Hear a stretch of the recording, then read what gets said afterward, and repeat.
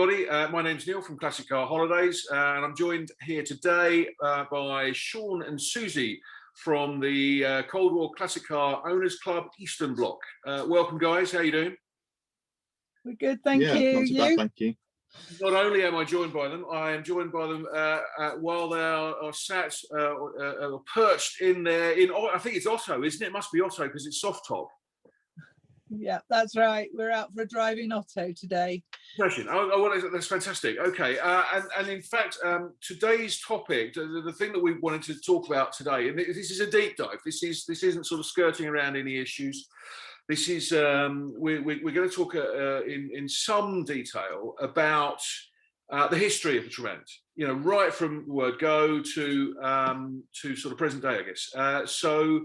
I don't know. I think probably if we're going to start, let's start at the beginning. So the Trabant was first conceived, or when did the Trabant first get put on a workbench?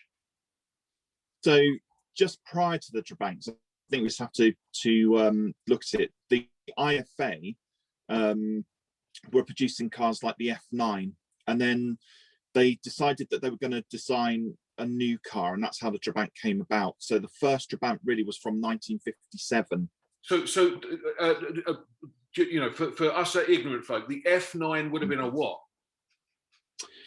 It's hard to explain. The problem with East German vehicles is they were quite old-fashioned. The F9 was probably like a car that was from the 1940s in the UK. It had that kind of shape and style about it, which is why they wanted to develop a more modern car, which is how the Trabant came into being. Right. So the name, the regular car, we've spoken before about the Trabi being a quirky car and a sort of iconic. Yeah. It's got all sorts of things that you'd only ever find on a Trabi. Yeah. The F9 was a bit. Are we able to say that the F9 was a bit more of a conventional car, and then when they came to look at what comes next, they had to take a sort of a sharp left when they got to the design stage? Yeah, I don't think you can say that they're conventional in the sense of being an East German car, because they were quirky in their own way. There's hardly any of those survive anymore, and there's not that much known about them really. The Trabant, they literally did just start again when they decided that they were going to design the Trabant. But if you look at the history of the Trabant, I mean, Trabant in German is satellite, or Sputnik, the Soviets would call it. But it was never designed to be a car initially. It was always going to be a three-wheeled either motorcycle or a bit like our Robin Reliant. It was never ever designed to be a four-wheel car originally. So when they first started designing it in 1957, they came up with the P50. It wasn't how the Trabant originally was meant to start out. But it was when they had their committee meeting to decide what they were going to do. They did want a Volkswagen, a people's car. Yeah. Is that true? So something that everyone, or as many people as possible, could own and enjoy. Yeah. The problem that they had was money and materials, which is why it was originally going to be a three-wheel vehicle. It developed into what it became mainly because they were able to develop Duraplast, and they were able to use a one-piece steel chassis. So that's how the Trabant came into being. They realized that actually they could make a car, and it was way ahead of its time originally, but became outdated because you've got to remember that Trabants in their various forms were going from 1957 to 1990 with not that many changes. So, they were always constrained by money. So that's one of the reasons why it was always a two-stroke engine. They just didn't have the money to develop a different engine. So now, did I read? So I don't know whether this was like prototypes or a road-going model, but I think I read somewhere that they had a wooden frame that they put I assume it was Duraplast body on top of, but the wooden frame got fairly quickly replaced by mild steel. Yeah. Right. No. And the thing is that they just didn't have access to steel like we had in the West, because everything was determined by the Soviet Union. So that's why they had this one-piece chassis. And it's like we mentioned before in the previous episodes, you would find that they would still use that chassis and then add another body onto it later on, because they just didn't have the materials to just, you know, produce the amount of cars that they really needed. And if we look back at the history of it, you know, for every car produced, there were 43 people waiting for one. So, you know, the production could never match the you know, the amount of cars that they actually needed. So it puts me in mind. It puts me a little bit in mind of the T-34 tank. You know, they you know, made it really, really simple, no frills, and they kept chugging them out, and putting, you know, pushing them onto the Eastern Front. That kind of philosophy seems to have been sort of pulled through into Eastern Germany. So there wasn't a problem with East German engineers, but it was a problem of resource by the sounds of it. Yeah, no, definitely. And that's why the engine didn't change that much. So the first engine that came out in the P50, P600, P70s was a little 500 two-stroke engine. And then they just increased it in 63 with the Trabant P601 to 595. And then the last year of its manufacture, they put in a Volkswagen licensed 1.1 engine. So, you know, even the engine didn't really change that much, apart from the very last couple of years of production, really.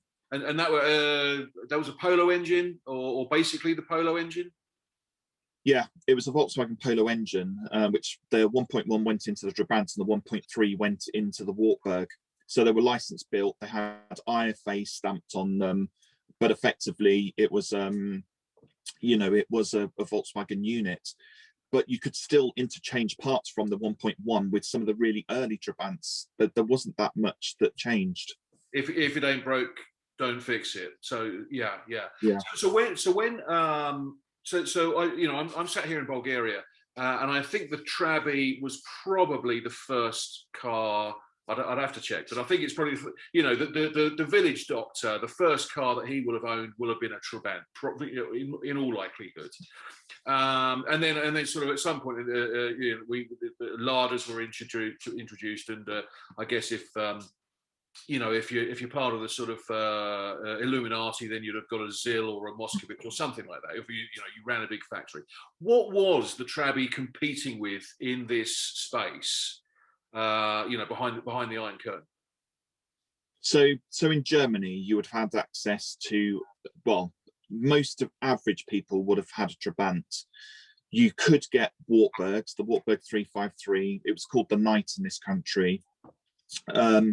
You could get access to that. Barkas was sort of like their equivalent of the Ford. I've forgotten what the van's called. The Ford van. So Transit, sorry, it's equivalent to the Transit van. So people that have businesses could go for the Barkas, which again just ran a 1000cc two-stroke engine. So you found that the engines went across all of the different ranges, because you've got to remember that car production in East Germany was state-owned. Yeah. So they controlled absolutely everything, and that was the problem. And they'll have had sort of 1 2-stroke engine to serve the entire nation's mechanical, you know, internal combustion needs almost. Yeah, most definitely. And then bigger trucks that they needed, they'd import from other Eastern European countries. So, you know, you'd have a lot of Tatra trucks coming from Czechoslovakia. So, you know, there were other makes available, but the average East German would not have been able to have afforded one. But I'm genuinely curious. It doesn't sound like there was a lot of cross-pollination of thought. So, you know, the Yugoslavs will have done, you know, they had their own car. East Germany didn't really, you know, IFA didn't really talk to Lada. Lada didn't talk back. You know, it doesn't sound like there was a great deal of that bit going on, which of course, you know, you don't get today particularly, but in my head at least, communists would want to sort of share everything, right? I mean, but no, a Trabi or IFA products were IFA products, and nothing else looked like it or sounded like it, or No, but don't forget the IFA branch was a bit like our British Leyland. So it covered trucks, it covered the multi-car, it covered all sorts of vehicles within East Germany. Yeah. And you've got to remember, so Yugoslavia had cars like the Yugo, but basically it was a Fiat in disguise. Same as in Poland, they were Fiat-based products. Same as in Soviet Union. You know, the larger Riva is basically based on the Fiat. So they picked and manufacture a lot of the other Eastern European countries that they based their cars on. The only country that really didn't do that was Czechoslovakia, because they got a pre-existing history with Tatra, and they made some amazing V8 four-stroke engines, and some of their cars are so iconic, which is why, you know, look at the price comparison between a Trabant and a Tatra. With a Tatra 603, for example, you're talking £40,000 now with a V8 engine. I mean, they were worlds apart, even though they were Eastern Bloc countries. Yeah, no, that makes good sense. And I suppose the same must apply to Skoda, who had a sort of motoring history before World War II, and you know, yeah. So, but I think what you're really saying is that the Trabant came from a blank piece of paper. There was, you know, it wasn't a rip off of anything. It was, you know, right, guys, we've got virtually nothing to work with here. What are we going to do? Yeah, it was literally designed from scratch. So those first cars that came out, you know, the P50, the P70, they were the forerunners. And to be honest, when the P601 came out in '63, there was only very minor changes to it, but they you know, they sort of hit on a winner. They could produce it using recycled material. There wasn't that much steel involved, and they could produce a cheap two-stroke engine, and that stayed that way right up until the end. So now there was this sort of transition point, wasn't there? Probably sort of 89 to 90, and off into 91, and then you know what happened after. So we ought to just dwell on that a little bit, because when the wall came down, when the wall literally came down in November '89 in East Germany, there were some changes. Yeah, so the Trabant was actually produced in West Germany for a while. So it was produced in West Germany for a year, and it was the 1.1, but it was never going to compete against Western cars at the time. You know, when that wall came down, the East Germans were seeing things like Audi, BMW, Mercedes for the very first time. There was no way the Trabant was ever going to survive, because they wanted to move away from that. They were suddenly introduced to Western culture, and that's what they wanted. And this is why, you know, these vehicles were abandoned, because nobody wanted them anymore. So up until that point, IFA in East Germany had been providing Trabis for East Germans and others behind the Iron Curtain. So certainly Bulgaria and Romania that I know of. I mean, how far was the reach of IFA Trabis, both East and West? Yeah, not as far as you think. I think some of the Netherlands countries had, or the Scandinavian countries had Trabants sent to them or sold to. I know the Tramp, which is the civilian version of the Cuba wagon, was sold to Greece. Greece seemed to like those. And there was only over 900 of those made, which is why they're quite a rare vehicle now. So, yeah, they did go other places, but not that far, really. They were especially prominent in other Eastern Bloc countries, but not really Western as such. So okay, so yeah, I mean the UK at that time had its own motoring industry. The Trabant would have had to have, you know, be in competition with that. Same with France and Spain and lots of other countries. But I suppose in Holland and maybe Denmark and places like that, perhaps there was a small gap, a bit of a niche they could fill. Okay, fine. So we get to 1991 now, and how did they get on? They produced a hell of a lot. What was the end game? Well, you know, they produced over 3 million Trabants throughout its whole period of time. You know, and especially from '63 to the end, there wasn't really that much change. So when the wall came down, you've got to remember, as we said earlier, that they saw the other vehicles that are available. So they fell out of favor, really. But what happened is something developed in Germany called nostalgia. So people then started to reminisce about the period before, especially after Germany became a whole country again, where the two, you know, when you had the reunification. So there's now a renewed interest in their past. So Germany has decided that they, you know, as the years have gone by, that they want to look at their history, and it doesn't just cover East Germany, it goes back a lot further than that. So you get a lot of youngsters now that are extremely interested in owning and running Trabants, and it's led to this big following. They have what are called Treffen or meets.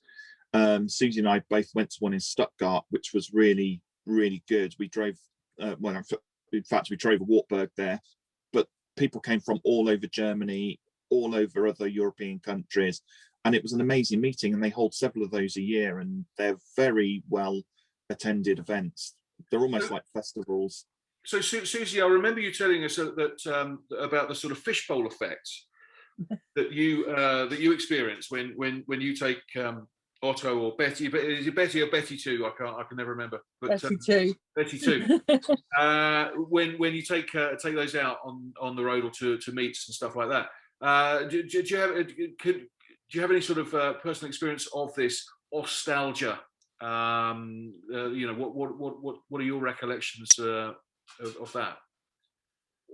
Mainly it's actually the fact that at the Treffen I've never seen so many Trabants, Wartburgs, etc. in one place.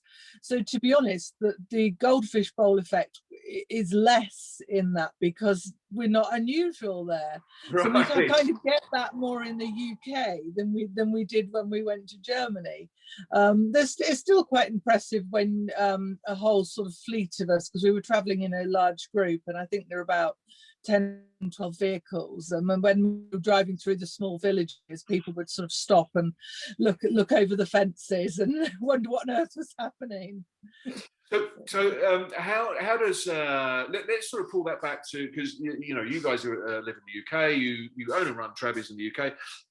So what has happened to the story of the Trabant in the UK since since the wall came down? I think, well, I was going to say that since the wall came down, you found that because these vehicles were abandoned or they're really cheap to buy, you had a lot of ex-service personnel bringing them back to the UK. You had people that were out in Germany bringing them back. A lot were driven back. And then what happened then is it started to get into popular culture. And this is where the image of the Trabant started to slowly change. So U2 had their Acton Baby tour. They bought 10 Trabants. Painted them all up in weird and wacky colours as part of the promotional. I think one ended up in the Hard Rock Cafe, and I'll let Susie tell you about one that fell into our hands. What the Trevor, yes, the very first Trabant that we bought was one of the 10 Trabants that U2 brought into the country for their Acton Baby. So yeah, there were pictures of Trevor with U2, but that isn't the most amazing car that we've ever owned, because we owned a car from the Man from U.N.C.L.E. that Henry Caval sat in. Right. Just well, saying. so somewhere in your collection we've got DNA of The Edge. And you know, sort of various Hollywood movie stars. I mean, that's yeah. Well, you want to go out with you know, some tweezers and see what you can pick up on DNA. Cool. Okay. So nostalgia came from, it was really sort of born in Germany, or reunified Germany, but there was a sort of Trabant, perhaps invasion is too strong a word, but I suspect there were lots of Trabbies that made it across the channel, because all you needed to do was go and open the front door, climb in and drive one back, because there were so many strewn across the demarcation line in Germany. So what's happened to all of those cars? They're all over the place. A lot of them are still in ownership in the UK, and to be honest, they're the best ones to own because people look after them. We had one recently. We were approached by a farmer not far from where we live, And in his barn, he had a Trabant estate that his son had driven, who was ex-forces, and it had been sat there all that year, and he wanted to know if anybody in the club wanted to take it on. So they're all over the place. And in fact, there was an episode, wasn't there, recently of it was something like Junk and Disorderly, where they look for junk and they upcycle it. Well, they went to this farm, and behind all the hay bales were all of these abandoned cars, and amongst them was a Trabant. So they're everywhere. You'll find them everywhere.